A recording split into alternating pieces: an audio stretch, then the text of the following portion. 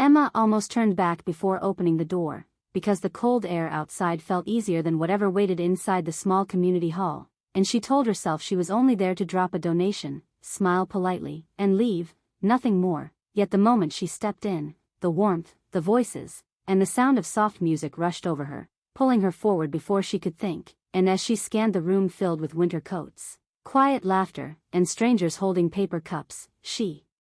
felt a strange pull in her chest, a feeling she had not known in years, and then she heard it, a voice carried clearly through the noise, calm and steady, a voice that once knew her better than anyone else, and her breath caught as her steps slowed, her mind telling her it was impossible while her heart already knew the truth, and when she turned toward the sound, she saw him standing near the registration table, taller than she remembered, older in a quiet way, wearing a simple jacket, his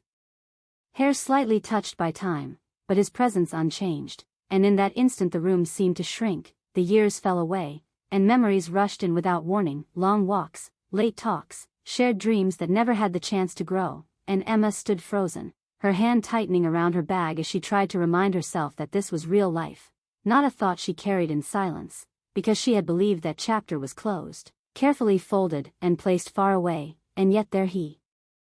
was, Daniel, alive and close enough to hear her breathe if she moved, and as if drawn by the same invisible thread, he turned his head, his eyes lifting from the paper he held, and when their eyes met, there was no confusion, no doubt, only recognition, deep and instant, and for a brief second neither of them moved, as if breaking the moment would hurt more than holding it, and Emma felt her heart beat faster, not from fear, but from the shock of something unfinished suddenly standing in front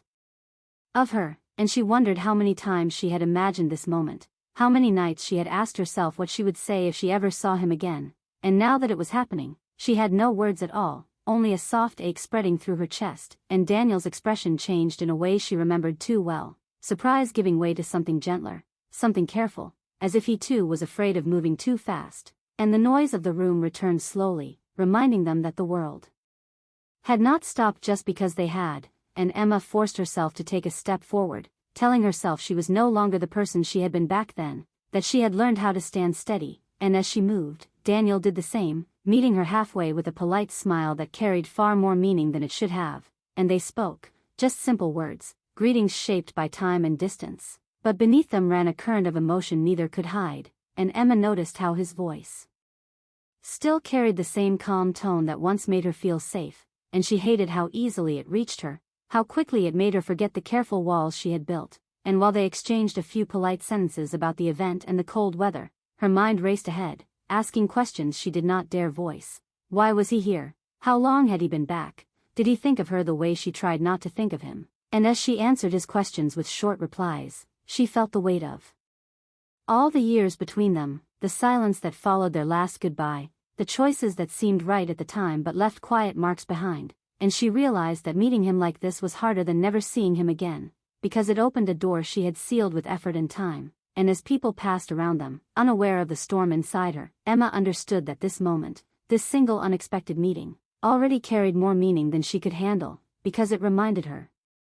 that some connections do not fade, they only wait, and as Daniel looked at her with a soft focus, as if trying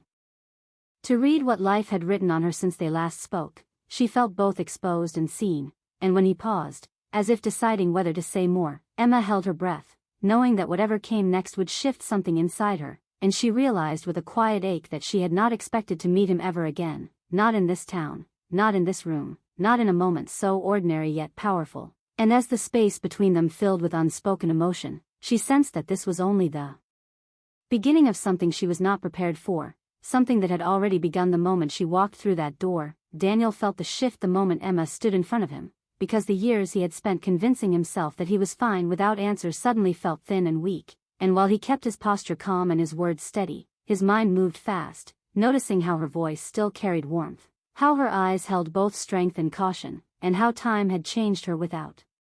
erasing the person he once knew, and as they spoke in short lines, polite and careful, he realized how much effort it took to keep the conversation light, because every simple question opened the door to deeper ones, and when she mentioned living in Boston and working a job she enjoyed, he listened closely, storing every detail as if afraid this moment would vanish again, and when he told her about leaving for Canada, about returning recently, he left out the lonely nights and the quiet regrets. Choosing instead to keep his tone easy, yet the truth sat heavy in his chest, and Emma nodded as she listened, smiling in the same gentle way that once made him feel understood, and he sensed that she too was measuring her words, guarding her heart while still letting him see enough to know she cared. And as the room grew louder, filled with conversations and soft music, they stood close but careful, aware of the thin line between memory and possibility, and Daniel felt the pull to ask why they lost touch, why the goodbye years ago had been so final, but he held back, knowing that rushing would only break the fragile calm they had found, and instead he asked simple things, about her drive, the town, the event, while his eyes searched her face for signs of what she felt, and Emma answered with ease. But he noticed the way she looked away at times, the small pause before certain words, and he understood that seeing him again was stirring something she had worked hard to quiet, and the realization made him both careful and hopeful, because it meant the connection had not been one-sided. And as they moved to the side of the room to avoid blocking others, Daniel felt the strange comfort of standing near her again, like returning to a place he once called home, and he remembered how their past had been built on long talks and shared dreams, not loud promises. And that memory softened him, reminding him why letting go had never been easy. And when Emma laughed softly at something he said, the sound struck him with unexpected force, because it felt familiar and new at the same time, and he wondered how something so small could carry so much weight. And as the evening continued, he sensed the quiet tension between them growing, not sharp, but deep, like a question waiting to be asked, and he knew that both of them were standing at the edge of something, unsure whether to step forward or remain safe. And when Emma glanced at the door as if considering leaving, Daniel felt a sudden urgency, not to hold her back, but to acknowledge the moment for what it was, and he realized that meeting her again had stirred feelings he never truly resolved, feelings he had learned to live beside but never replace. And as he spoke her name softly, just once, Emma looked back at him with a mix of surprise and understanding, and in that look he saw the same uncertainty reflected, the same awareness that this meeting mattered more than either of them had expected. And as the space between them filled with unspoken meaning, Daniel understood that the past was no longer distant, that it had stepped into the present without warning, and while neither of them knew where this path might lead, he felt certain of one thing: this was not just a coincidence, and walking away without honesty would be harder than facing whatever came next. They stepped outside together without planning it, as if the noise and light inside had quietly pushed them toward the cold night. And the door closed behind them with a soft sound that made the moment feel private and real, and the air was sharp but clean, carrying the calm of falling snow and distant traffic. And for a few seconds neither spoke, both adjusting to the quiet, both feeling the weight of everything they had not said inside the hall. And Daniel looked up at the dark sky, then back at Emma, as if grounding himself before speaking, and when he finally did, his voice was low and honest, saying he never truly stopped wondering how she was. How life treated her after they went separate ways, and Emma felt the words settle deep inside her, because she had asked herself the same questions for years, often late at night when the world felt still, and she answered him without hiding this time, telling him that life moved forward, that she grew stronger, but some parts of her stayed where he left them, untouched and quiet. And Daniel listened closely, not interrupting, not rushing, and the way he held her words made her feel seen again, a feeling she had not realized she missed so much. And as snow crunched softly under their shoes, they walked a few steps, not far, just enough to let the moment breathe, and Daniel admitted that leaving had been harder than he ever showed. That distance did not erase feeling, it only made it heavier, and Emma felt a gentle ache at his honesty, because it matched her own experience too closely, and she confessed that she often wondered if things might have been different if timing had been kinder, if courage had come earlier. And Daniel nodded, understanding that regret did not mean blame. It simply meant care, and the night seemed to hold their words carefully, offering no judgment, only space. And as they talked, the past unfolded not as a list of events, but as emotion, shared dreams, missed chances, quiet hopes that never found their moment. And Emma noticed how easy it felt to speak to him again, how natural it was, as if years had not passed, and that realization scared her more than silence ever did, because it meant the connection was still alive, still capable of changing things. And Daniel felt it too, the steady pull towards something familiar and unfinished, and he wondered if this meeting was meant to offer closure or something more. And when he said he never stopped caring, not loudly, not dramatically, but simply, Emma felt her breath catch, because those words carried no pressure, only truth, and she looked at him, seeing the same sincerity she once trusted. And she admitted that caring had never left her either, it only learned how to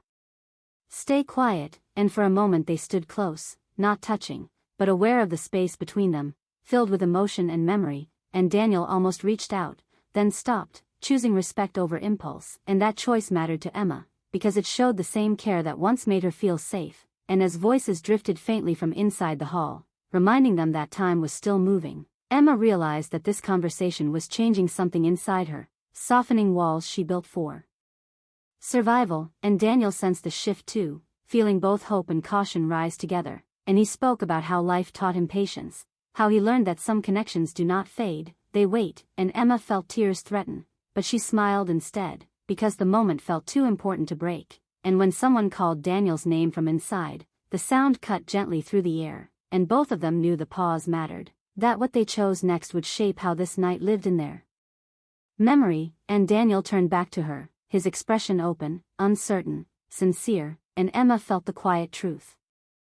settle between them, that meeting again had reopened a chapter neither fully closed. And as they stood there under the cold sky, surrounded by everything unsaid yet understood, Emma realized that this moment was not about the past alone, but about the courage to face what still lived in the present, and she knew, without saying it out loud, that whatever happened next, neither of them would leave unchanged. The night slowly came to an end, and the lights inside the hall dimmed as people gathered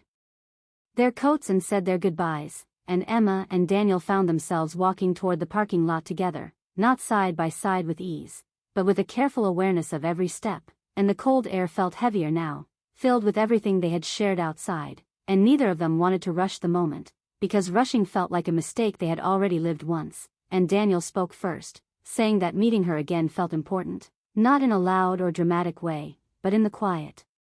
way that stays with a person long after the moment passes. And Emma listened closely, her heart steady but full, knowing that his words carried honesty, not expectation, and she answered by saying that some meetings are not meant to give answers right away, but to remind people of what still matters. And Daniel smiled at that, because it matched what he felt but had not found the words for. And as they reached their cars, they stopped, standing under a single streetlight that cast long shadows on the snow, and the silence between them felt different now, no longer heavy, but thoughtful. And Daniel hesitated before asking if it would be all right to stay in touch, not as a promise, not as a plan, but as a simple step forward. And Emma felt the question settle inside her, bringing both warmth and caution, because she understood the weight of reopening a connection that never truly faded. And after a brief pause, she agreed, knowing that honesty mattered more than fear, and they exchanged numbers slowly, both aware that this small action carried meaning beyond its simplicity. And as Emma saved his contact, she noticed her hands were steady, a sign that she was ready to face whatever came next. And Daniel felt a quiet relief, not because the future was clear, but because the door was no longer closed. And as they spoke a few final words, thanking each other for the conversation, for the honesty, for the care, Emma realized that this meeting had given her something she did not know she needed, a sense of clarity, not about the outcome, but about her own heart. And Daniel felt the same, understanding that some connections return not to disrupt life, but to deepen it. And when it was time to leave, they stood for a moment longer, sharing a look that held trust, curiosity, and respect. And Daniel said goodbye softly, without regret, and Emma returned the farewell with a small smile that carried hope instead of fear. And as she got into her car and started the engine, she glanced once more at the hall, then at the phone resting beside her, aware that this night would stay with her, not as a memory of what was lost, but as a reminder that life sometimes offers second moments, not to repeat the past, but to understand it better. And as she drove away through the quiet streets, Emma felt calm, not because she knew what would happen, but because she knew she was no longer running from what she felt. And Daniel watched her car disappear, feeling the same quiet certainty, that whatever the future held, this meeting had changed something important. And in that understanding, both of them carried the night forward, not as an ending, but as a gentle beginning waiting to find its place.